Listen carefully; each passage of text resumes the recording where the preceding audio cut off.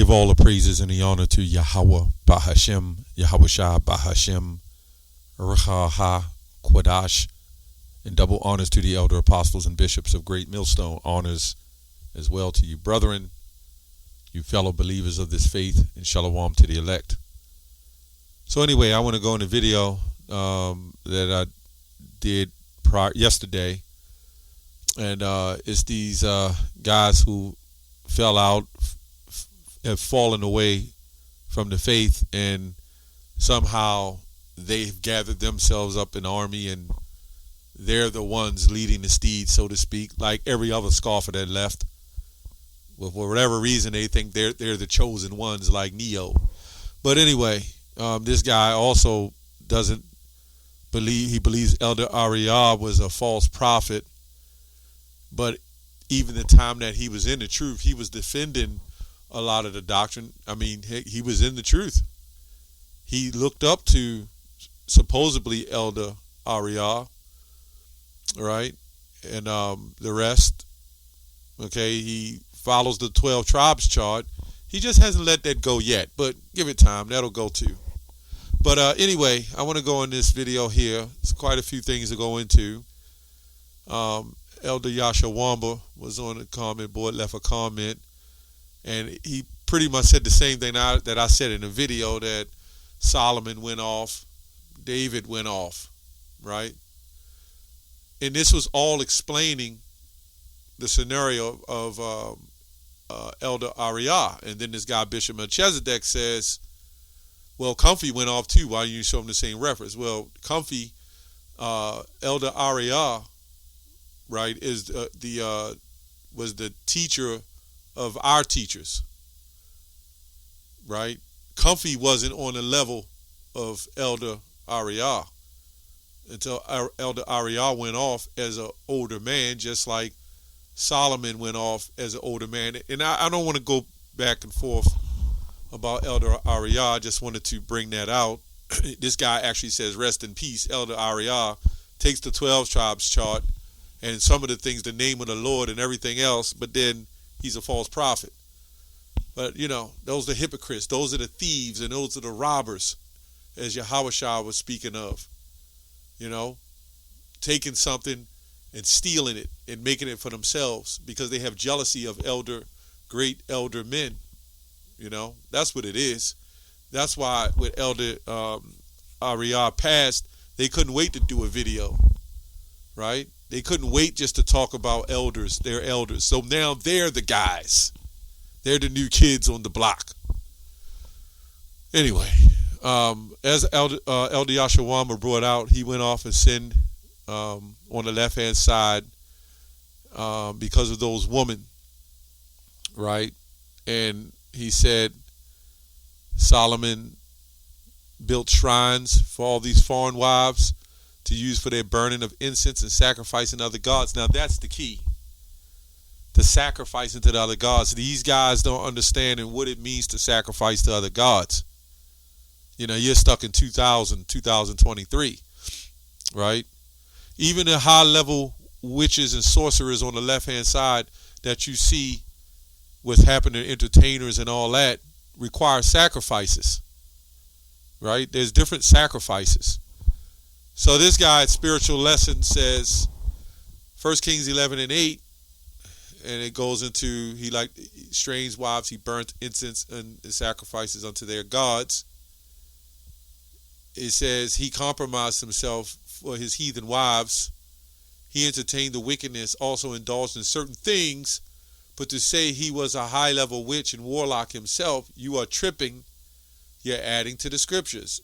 See, a part of the scriptures is just understanding the scriptures and breaking down the scriptures, going into the history of the scriptures, right? Because you can easily say that we're saying America is Babylon the Great, we're adding to the scriptures. There has to be an understanding of the context of what you're speaking about, right?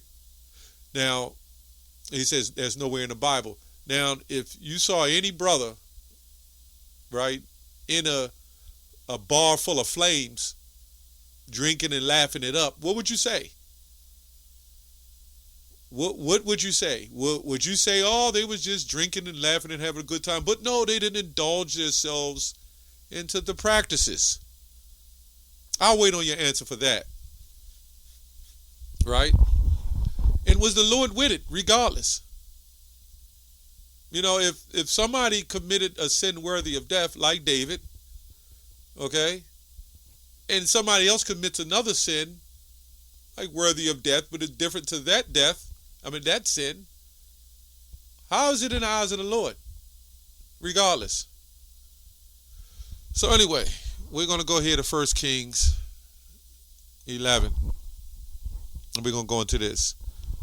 But King Solomon loved many strange women, together with the daughter of Pharaoh, woman of the Moabites. Now that would have been, and the Ammonites, which would have been Milcom, or Chemosh, I believe, of the Edomites.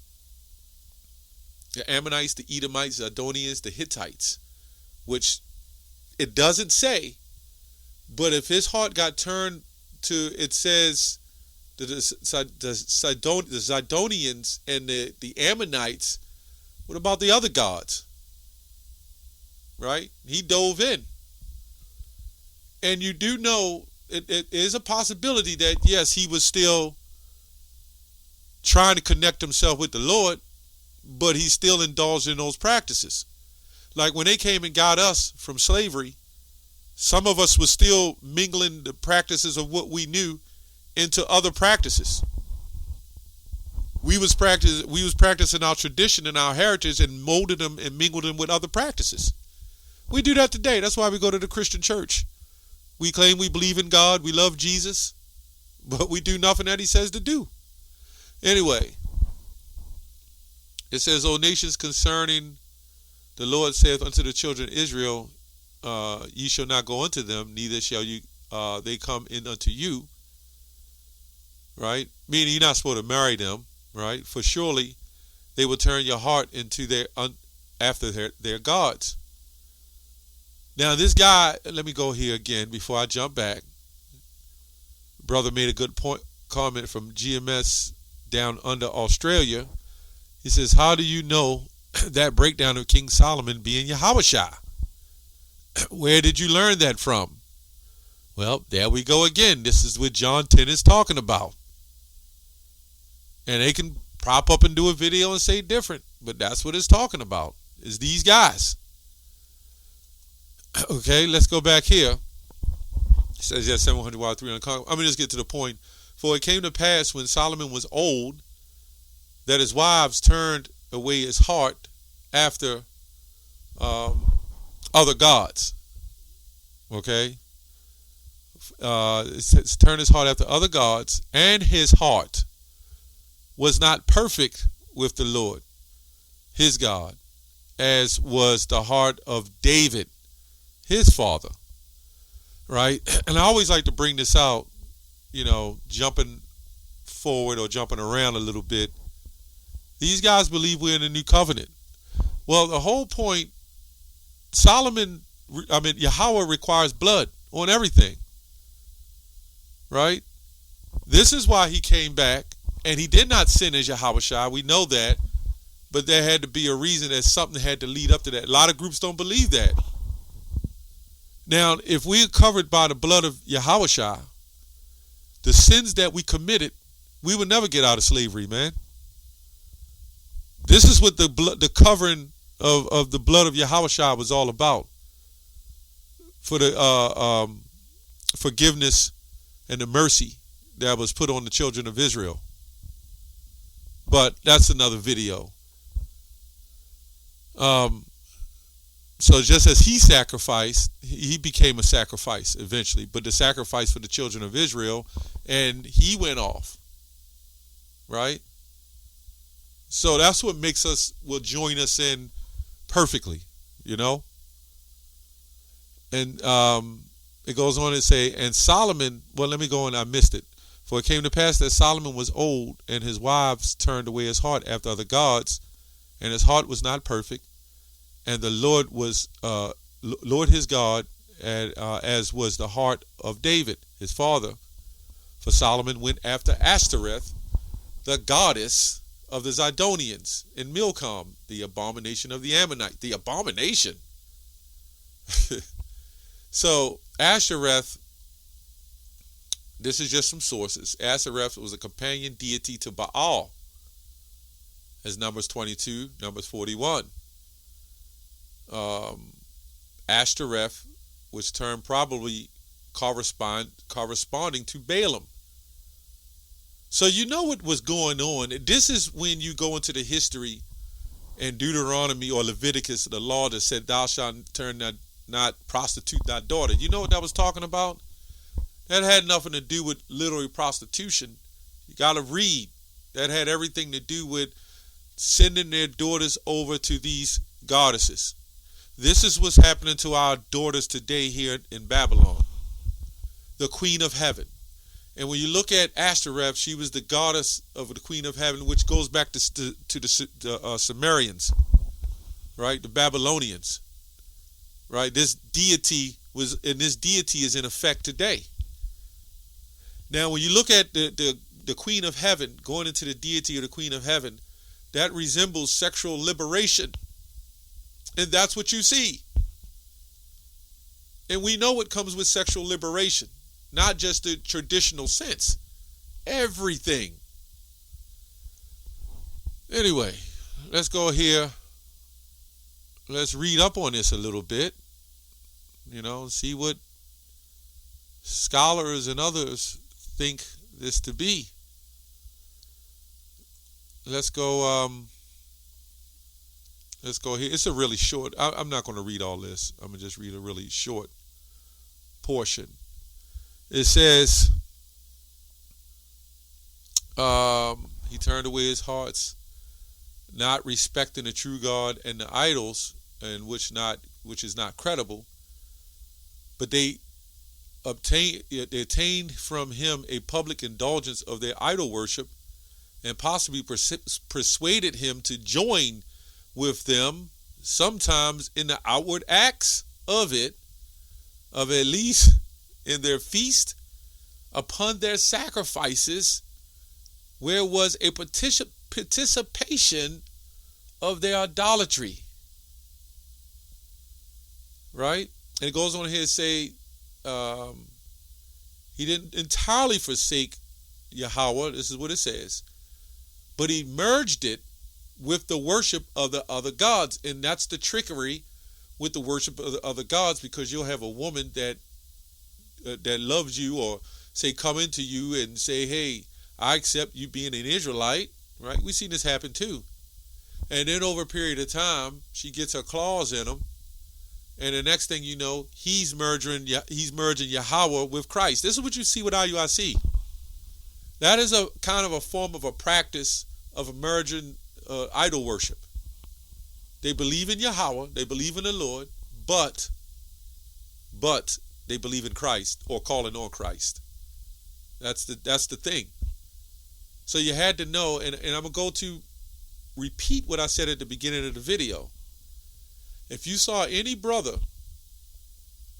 in one of those bars, those clubs, where they have flames, moles, and they all got the YMCA leather things, jackets on and pants. I'm not trying to paint a horrible picture. With the leather boots and the headbands. And you see a brother in there with his garment on, drinking and dancing and twirling around with them. What is he doing? What would you say? Would you say, like this Jake here is saying, he just burnt the incense. He didn't really do very much. Let me see what he said again. He just burned the incense and sacrificed unto their gods. Well, that comes with a lot. Let me end it on here. Romans 1:32. This also goes for people who indulge or claim they're not indulging in things, but they support it. You're just as guilty. It says, without understanding, covenant breakers, without natural affection, implacable, unmerciful, who knowing the judgment of Yahweh, right? You know the judgment of Yahweh, and they which commit such things are worthy of death. Not only do the same, but have pleasure in them that do them. So no matter what your argument is, if he burnt incense under the Queen of Heaven, if he indulged in incense dealing with the Queen of Heaven, he was practicing idolatry, sorcery. Let's go into the witchcraft. Let's look this up because we got to cover it all, you know. Witch says female magician, sorcerer, ones that conjure up spirits. What you think the sacrifices are for? You don't think those deities had some form of power? These people wouldn't just worship them if they didn't have power with it. There's a reason why they worship. A lot of people don't understand idolatrous practices, idolatrous witchcraft and sorcery. What happened to this Jake right here you see is a form of sorcery that has spelled him. It comes on all levels. Right? It says sorcery in a later use, especially a woman supposed to have dealings with the devil or evil spirit. So was the goddess, the deity, Ashtoreth or Milcom or Chemesh or whatever you want to call it, was they dealing with Yahweh? You had to know that Solomon indulged himself in the practices. And no matter what you say, is if he burned incense and he indulged himself into it, still the same punishment. I don't know why these guys is jumping around, the barn, or so to speak.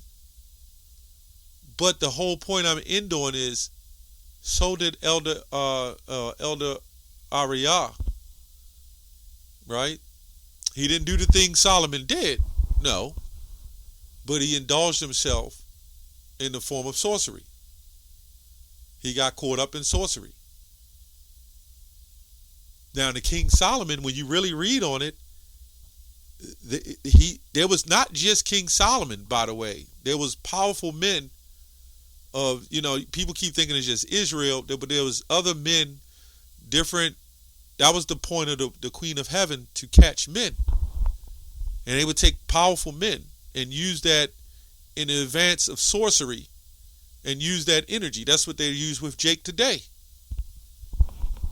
That's why they want the best of the best. That's all part of the sacrifice. Anyway, that's all I have on that. Shalom. Also, Salaki, let me, one more thing I forgot. These Jakes will continually do videos on situations like this, but Vocab Malone will make light of the whole Israelite situation. Frank Cherry and William Crowley, and talk about One West or whatever the case is. And I already ran into the story of David and Saul, of how David still referenced Saul at the end of the day. These guys has zero character, zero faith, and they have no nobility. Right? They don't have it. The sincerity has been taken away. The spirit is away from these guys. For these guys to believe that it's all going to flip and it's going to be on them next.